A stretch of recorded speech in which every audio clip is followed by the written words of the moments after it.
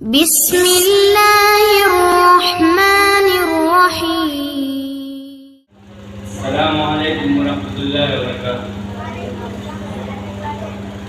الحمد للہ الذی لم یزل ولا یزال والصلاة والسلام علی محمد صلی اللہ علیہ وسلم وعلی آلہ واصحابہ صاحب الجمال. اما بعد، اعوذ باللہ من الشیطان الرجیم. بسم اللہ الرحمن الرحیم. اما الذین سعدوا ففی الجنة خالدین فیہا وقال اللہ تعالی واما الذین شقوا ففی النار. محترم حضرات اور عزیز ساتھیوں، آج کا ہمارا موضوع آخرت ہے. ابھی میں نے آپ کے سامنے قرآن مجید کی 2 آیتیں پڑھی ہیں، جس کا سادہ سا ترجمہ یہ ہے کہ جو لوگ خوش قسمت ہیں وہ جنت میں ہیں، جو ہمیشہ اسی میں رہیں گے. اسی طرح جو لوگ بدبخت ہیں وہ جہنم میں ہیں. اس دنیا رنگ و ابو میں جب انسان آنکھیں کھولتا ہے تو دنیا اسے چاروں طرف سے گھیرنا شروع کر دیتی ہے. جس طرح کنویں کا میڈک یہ سمجھتا ہے کہ اس کی دنیا کنواں ہے، اسی طرح کم عقل انسان یہ باور کر لیتا ہے کہ اسے ہمیشہ اسی دنیا میں رہنا ہے. اگر ابھی ایمان بھی ہوگا تو پھر فنا ہو جائے گا، ہڈیاں خستہ ہو جائیں گی، جسم کے اعضاء ٹکڑے ہو جائیں گے اور اس دنیا کے بارے میں کوئی سوال نہیں کیا جائے گا. مگر اس دنیا میں انبیاء علیہ السلام تشریف لائے. انہوں نے بتایا کہ تمہارا تصور انتہائی غلط ہے. یہ دنیا امتحان کا ہے، یہاں تم آزمانے کے لیے بھیجے گئے ہو. یہاں کی تمہاری ہر حرکت اور ہر سکون کا حساب ہوگا. یہاں کے رہنے والے انسان نیک عمل کریں گے، صحیح راستے پر چلیں گے، حق و صدقات کے لمبردار رہیں گے، خالق کائنات کے احکام کے مطابق اپنی زندگی گزاریں گے تو مرنے کے بعد کامیابی کا قدم چومیں گے. اگر اس دنیا کا بسنے والا انسان سرکشی اور غرور کے راستے پر چلے گا، خداوند قدوس کے احکام کی نافرمانی بھی کرے گا، اللہ کی بنائی ہوئی زمین پر اکڑ کر چلنا چاہے گا، ظلم و ستم کی تنگاریوں سے اپنے بھائیوں کو جلانا چاہے گا، تو ایک دن آئے گا جب اسے اپنے کہے کا حساب دینا ہوگا. اس سے پوچھا جائے گا کہ تمہیں تو ہاتھ دیے گئے تھے تاکہ تم صحیح اور غلط کی تمیز کر سکو، تمہیں عقل دی گئی تھی تاکہ تم باطل طاقتوں اور مکاریوں کو شکست دے سکو، تمہیں تو پیر دیے گئے تھے تاکہ تم خدا کی عبادت کے لیے مسجدوں میں جاؤ. کیا لوگوں نے ایسا کیا؟ اگر ایسا نہ کیا تو یاد رکھو یہ جہنم کی دیکھتی ہوئے آ گئی، اس میں تمہیں ڈالا جائے گا. محترم دوستو، اس دنیا میں چند دن رہنا ہے. بادشاہ اور فقیر، سرمایہ دار اور کمزور، کبیر اور مزدور، اگر مرد ہو یا بیوقوف، مرد ہو یا عورت، سب کو ایک دنیا چھوڑنی ہے. یہاں کا سیر وزن مال دولت، زمین جائیداد، دکان کوٹھیاں کوئی آپ کے سامنے نہیں جائے گا. یہ سب چھوڑ کر یہ کسی جگہ جانا ہے جہاں ہمارے نیک اعمال ہی کام آئیں گے. چند روپے، چند پیسے جن کے ذریعے ہم نے کسی غریب کی مدد کی ہے، چند رکعت نماز جو ہم نے خلوص نیت سے ادا کی ہیں، چند میٹھی باتیں جو ہم نے مزدوروں پر کسی کو اطمینان دلانے کے لیے کہی ہیں، یہی چیزیں ہمارے کام آئیں گی اور دنیا کا سب زمان ہمارے لیے بیکار ہوگا. محترم دوستو، جب موت آئے گی تو 1 منٹ کیا 1 سیکنڈ کی کسی کو فرصت نہیں دے گی. دوستو، اس وقت کے آنے سے پہلے تیار ہو جانا چاہیے اور اپنا ٹھکانہ کسی جگہ بنانا چاہیے جہاں ہم آرام اور سکون سے رہیں. وہ جگہ جنت ہے جو مرنے کے بعد ملے گی. مرنے کے بعد والی زندگی کا نام آخرت ہے جو آخر میں آئے گی. اللہ ہم اپنے کو اللہ کے خدا کے مرضی پر اپنے کو چلایا ہے تو ہم خوش قسمت رہیں گے. اگر ہم غلط راستے پر چلے ہیں تو ہم بدقسمت کہلائیں گے. اللہ تعالی ہم کو اور آپ کو صحیح راستے پر چلائے اور آخرت میں جنت ہمارا ٹھکانہ بنائے. وآخر دعوانا الحمدللہ رب العالمین. اللہ وبرکاتہ. الحمدللہ الذي علمنا ما لم نكن نعلم والصلاة والسلام على رسول الكريم وعلى آله وأصحابه المحترم. أما بعد، قال الله تعالى: أعوذ بالله من الشيطان الرجيم، بسم الله الرحمن الرحيم. اقرأ وربك الأكرم الذي علم بالقلم علم الإنسان ما لم يعلم. صدق الله العظيم. معزز اعزائے اور عزیز ساتھیوں، آج میری تقریر کا موضوع ہے علم کی فضیلت. کسی شاعر نے کیا خوبی کہا ہے، علم و دولت ہے جو کبھی لٹتی نہیں، خرچ کرنے سے کبھی گھٹتی نہیں. محترم حضرات، روشنی کسے پسند نہیں، سب تاریخ میں محتاب، اندھیرے کمرے میں حکمیں کسے اچھے لگتے. ٹھیک ہے، یہ بات علم پر بھی صادق آتی ہے. وہ کون سی چیز تھی جس نے آدم علیہ السلام کو فرشتوں سے افضل بنا دیا؟ وہ کون سی چیز ہے، وہ کون سی طاقت ہے جو انسان کو سپر مخلوقات بنا ہوئے ہے؟ وہ علم ہے۔ بھائی اور دوستو، ہم مسلمان ہیں، اللہ اس کے رسول صلی اللہ علیہ وسلم پر ایمان رکھتے ہیں۔ واقعہ یہ اگر ہم ایمان نہیں رکھتے تو ہم مسلمان ہو نہیں سکتے۔ مسلمان اور جاہل ہے، مسلمان اور ان پڑھ ہو، یہ ہو نہیں سکتا۔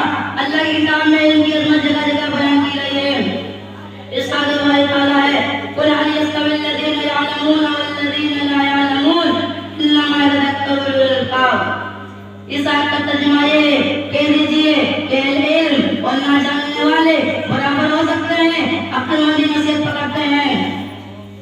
محترم دوستو، علم سے مراد کیا دنیاوی یا اخروی؟ واقعہ یہ علم کوئی بھی ہو، انسان کو عزت دیتا ہے، انسان علم سے ہی کمال پاتا ہے۔ فوج دولت اور مال دولت اس سے وقت عزت نہیں دیتے، اس لیے انسان کو چاہیے کہ وہ علم کے حصول کے لیے سرگرم رہے۔ آپ اگر دنیا میں حاصل کرتے ہو تو دنیا میں کامیاب رہتے ہو، آپ اگر دینی حاصل کرتے ہو تو آپ کی کامیابی آپ کے قدم چھوئے گی۔ محترم دوستو، اگر آپ کچھ عقل والے ہیں، اگر آپ میں بالکل دانش مندی ہے تو علم کے حصول کے لیے دوڑیں، خصوصاً دینی علم حاصل کریں۔ چاہے آپ کو کتنی تکلیفیں اٹھانی پڑے، مصائب جھیلیں، تکلیفیں اٹھائیں، راتوں کی نیند خراب کریں، زحمتیں برداشت کریں، پھر بھی ان کے اصولوں سے نہ بھاگیں، اس میں کامیابی ہے۔ اللہ تعالیٰ سے دعا ہے کہ ہمیں اور آپ کو کہنے اور سننے سے زیادہ عمل کرنے کی توفیق عطا فرمائے۔ آمین وآخر دعوانا الحمدللہ رب العالمین۔ السلام علیکم ورحمۃ اللہ وبرکاتہ۔ الحمدللہ رب العالمین والصلاة والسلام على رسول الكريم أما بعد أعوذ بالله من الشيطان الرجيم بسم الله الرحمن الرحيم وكذا ربك ألا تعبدوا إلا إياه وبالوالدين إحسانا إما يبلغن عندك الكبر أحدهما أو كلاهما فلا تقل لهما أف ولا تنهرهما فقل لهما قولا كريما واخفض لهما جناح الذل من الرحمة كما ربياني كما ربياني صغيرا صدق الله العظيم۔ محترم حضرات اور معزز اساتذہ کرام اور عزیز ساتھیوں، السلام علیکم ورحمۃ اللہ وبرکاتہ۔ آج کا میرا موضوع حقوق والدین ہے، یعنی اپنے ماں باپ کے ساتھ کیسے سلوک کریں۔ میں نے آپ کے سامنے ابھی سورہ بنی اسرائیل کی جو آیت کریمہ تلاوت کی ہے، اس کا ترجمہ یہ ہے، اور حکم دیا ہم نے کہ تم اللہ کے سوا کسی کی عبادت نہ کرو اور اپنے ماں باپ سے اچھا سلوک کرو۔ اگر تمہارے والدین میں سے کوئی یا دونوں کی عمر بڑھاپے تک پہنچ جائے تو ان کو اف بھی نہ کہنا اور ان کو مجھے رکھنا اور زندہ بات کہنا اور ان کے آگے عاجزی کے بعد جھکا دینا اور کہو کہ یہ میرے پروردگار ان پر رحم فرما، جیسا کہ انہوں نے چھوٹے سے پالا ہے۔ حضرات، اس آیت کریمہ میں اللہ تعالیٰ نے ماں باپ کے حقوق کو بیان کیا ہے، لیکن یہی ایک آیت نہیں بلکہ قرآن کریم میں دیگر مقامات میں یہ احکام موجود ہے۔ مثلاً سورہ لقمان میں وَوَصَّيْنَا الْإِنسَانَ بِوَالِدَيْهِ حَمَلَتْهُ أُمُّهُ وَهْنًا عَلَىٰ وَهْنٍ وَفِصَالُهُ فِي عَامَيْنِ أَنِ اشْكُرْ لِي وَلِوَالِدَيْكَ إِلَيَّ الْمَصِيرُ وَإِنْ جَاهَدَاكَ عَلَىٰ أَن تُشْرِكَ بِي مَا لَيْسَ لَكَ بِهِ عِلْمٌ فَلَا تُطِعْهُمَا وَصَاحِبْهُمَا فِي الدُّنْيَا مَعْرُوفًا۔ ترجمہ، ہم نے تاکید کر دی انسان کو اس کے ماں باپ کے واسطے اور اس کے بعد میں اس کو اپنے پیٹ میں رکھ کر اور دودھ چھوڑنا دو بار تک ہے کہ نہیں کبھی لوٹتا آنا ہے۔ اگر وہ کوشش کرے تو تمہیں جس چیز کا علم نہیں اس چیز کو میرے سامنے شریک چلاؤ، تم اس بات کو نہ ماننا اور تم دنیا میں اپنے ماں باپ کا اچھا سلوک کرو۔ اس آیت سے ثابت ہوا کہ گناہ اور معصیت کے علاوہ ہر کام میں والدین کی اطاعت ضروری ہے، ہر کام میں والدین کی اطاعت ضروری ہے۔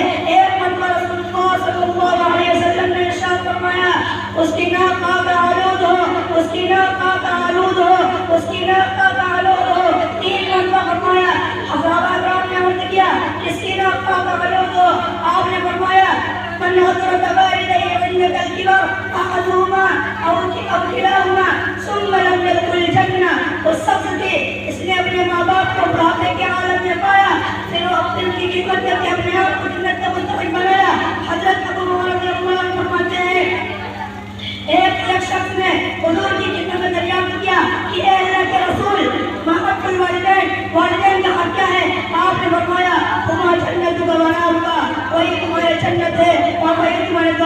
मतलब ये है अगर तुम उनके साथ अच्छा सलूक करोगे तुम जन्नत के हकदार बन जाओगे, अगर तुम उनके साथ बुरा सलूक करोगे तो जहन्नम में चलोगे।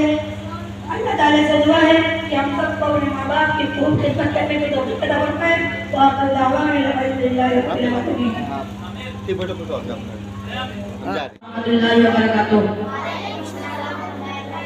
अल्हम्दुलिल्लाह रब्बिल आलमीन वस्सलातु वस्सलामु अला रसूलिल करीम अम्मा बाद फ़अऊज़ु बिल्लाहि मिनश शैतानिर रजीम बिस्मिल्लाहिर रहमानिर रहीम या अय्युहल्लज़ीना आमनू इज़ा नूदिया लिस्सलाति मिन यौमिल जुमअति फस्अऊ इला ज़िक्रिल्लाहि व ज़ारुल बैअ ज़ालिकुम खैरुल लकुम इन कुंतुम तअलमून। सदक़ल्लाहुल अज़ीम।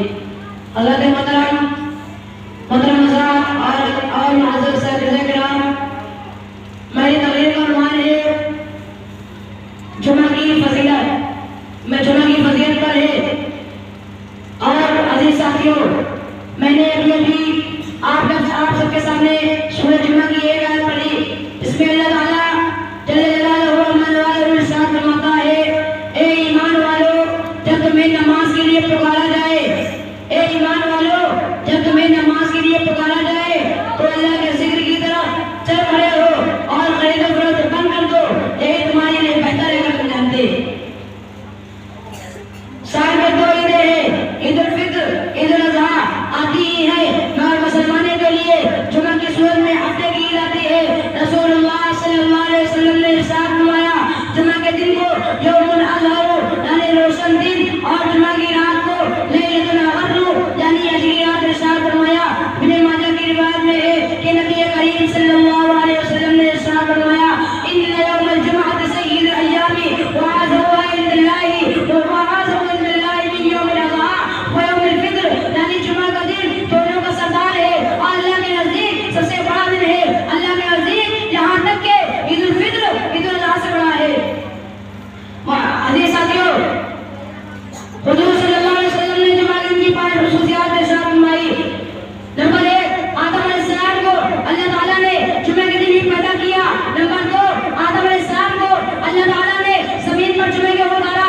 नंबर 3, आदम अलैहिस्सलाम की वफात भी जुमा को हुई। नंबर 4, जुमा के दिन एक ऐसी साथ है कि बंदा इसमें जो भी दुआएं मांगे कबूल होगी, बशर्ते हराम दुआएं ना मांगे। नंबर 5, जी जुमा के दिन क़यामत आएगी, चनांचे तमाम मुक़र्रर फरिश्ते, आसमान, जमीन, पहाड़, हवा, बादल सब जुमा के दिन से डरते रहते हैं कि कहीं क़यामत ना जाए। अजीज साथियों, मुस्लिम शरीफ की रिवायत है कि अल्लाह ताला ने आदम अलैहिस्सलाम को जुमा के दिन ही जन्नत में दाखिल किया और उसी दिन ही निकाला। उसी रिवायत में इन अल्फाजों में भी है, खैरु यौमिन तलअत अलैहि शम्सु यौमुल जुमा यानी सबसे अच्छा दिन वो है जिसका सूरज तुलू हुआ, वो जुमे का दिन है। अबू दाऊद की रिवायत में है कि क़यामत का नुफ़े उला और नुफ़े तानिया दोनों जुमा को होगा और जुमे के दिन कसरत से दुरूद पढ़ा करो। रसूलुल्लाह सल्लल्लाहु अलैहि वसल्लम ने इस उम्मत को तलकीन फरमाई और इरशाद फरमाया, फ़ाक़बिलू अलैया मिनस्सलाति फ़ीही फ़इन्न सलातकुम मअरूज़तुन अलैया यानी जुमा के दिन कसरत से दुरूद पढ़ा करो क्योंकि तुम्हारा दुरूद मुझ पर पेश किया गया है। अजीज साथियों, हज़रत अब्दुल्लाह इब्न अब्बास ने एक मर्तबा अब्दुल्लाह इब्न अब्बास रज़ियल्लाहु अन्हु ने आयत करीमा तिलावत की, अल-यौमा अकमलतु लकुम दीनकुम व अतममतु अलैकुम निअमती व रज़ीतु लकुम इस्लाम दीना। इसका तर्जुमा ये है कि मैंने आज तुम्हारे लिए तुम्हारा दीन मुकम्मल कर दिया और तुम पर अपनी तमाम नेमत ताम कर दी और तुम्हारे लिए दीन की हैसियत से इस्लाम को पसंद कर लिया। एक यहूदी यहीं बैठा था, कहने लगा, अगर ये आयत मुझ पर नाज़िल होती तो मैं तेरे से ईद का दिन मना रहता। तो हज़रत अब्दुल्लाह इब्न अब्बास रज़ियल्लाहु अन्हु ने इरशाद फरमाया, इस आयत का नुज़ूल हुई जुमा को हुआ, मगर ये तौहीद थी, जुमा का दिन और रबी अरफा का दिन। मुसलमानों को जुमा का दिन नसीब हुआ। ये बहुत बड़ी मुसलमानों की खुशकिस्मती